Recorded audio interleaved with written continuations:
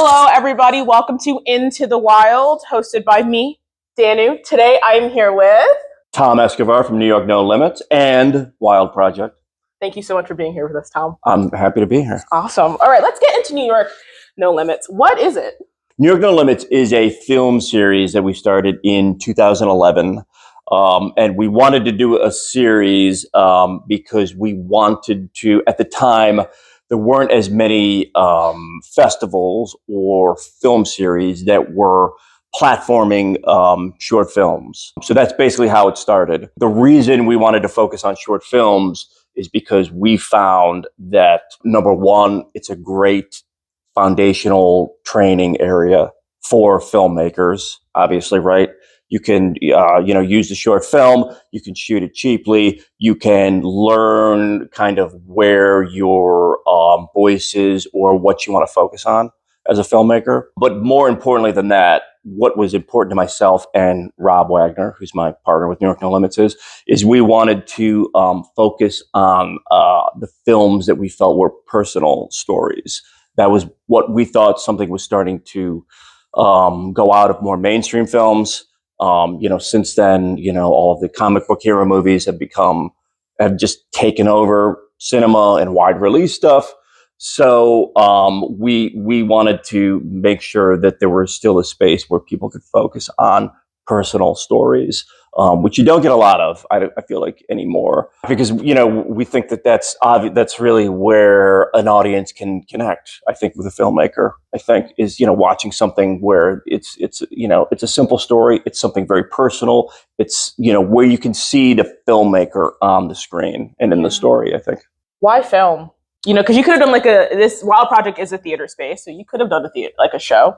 Why film? I love film. I'm just curious. That's a good question. I think because of a little bit because of what you and I were just talking about before we started this. It's that it became easier and more accessible to do film. I think and the technology was obviously getting a lot better. You could start editing, on your home laptop or something like that. So the shift from film, which was extremely expensive to do, to digital, which, happened probably, in more the 2000s, the Canon cameras, they were kind of the first ones that made it accessible for really micro budget or independent filmmakers to begin to do film. Film is an interesting medium too, because you can do so many things with it as well. And I think, I don't know, for me personally, I think just being brought into seeing the visuals on screen and being in a different place or a different realm of where you are is something, kind of special. And I think it's kind of what is, why people have always loved going to the movies is, why you love watching films like Jaws or Indiana Jones is you're there, you're in the water, so that's kind of always what's intrigued me. You're in the wild. Film. Yes, into the wild. Do you have a favorite film you've seen at New York No Limits? Do I have a favorite film that I've seen at New York No Limits? Yeah, there was a couple come to mind. One is Eliza Hittman's Forever's Gonna Start Tonight, which won our inaugural Best Picture back in 2011. Yeah, and Eliza's gone on to do great things. The other one that stands out is The Strange Ones, directed by Lauren Wolkstein. That was another great one. Great short film. Lauren actually turned that into a feature film as well. And she's doing a lot of great directing right now, too. So those are the two that stand out. There's been a lot of them over the years. But, just going back to our kind of initial years, those are the two that stand out. Really? Yeah. I think you said something really interesting that I think not a lot of people know about features, is that a lot of awesome features start off as short films. Yeah, absolutely. Yeah, they do. Because that's where you can build your concept. It used to be that's what people wanted to do. That's what they wanted to focus on. They wanted to make their short film because they wanted to be their pitch for their feature film.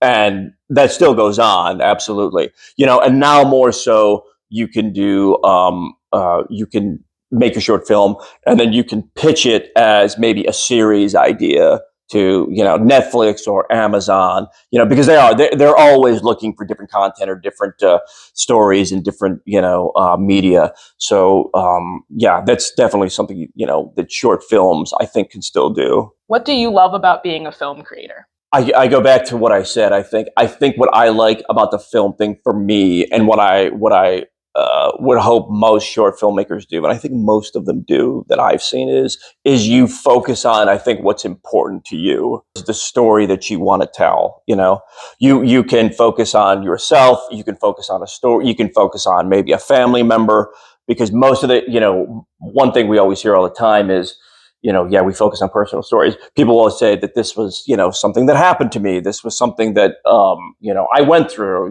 My sister went through this. This happened to my mother. So I think that's what's exciting about that is, you can tell your story there now, and that you can get it distributed. You can put it on YouTube. You can put it on Vimeo.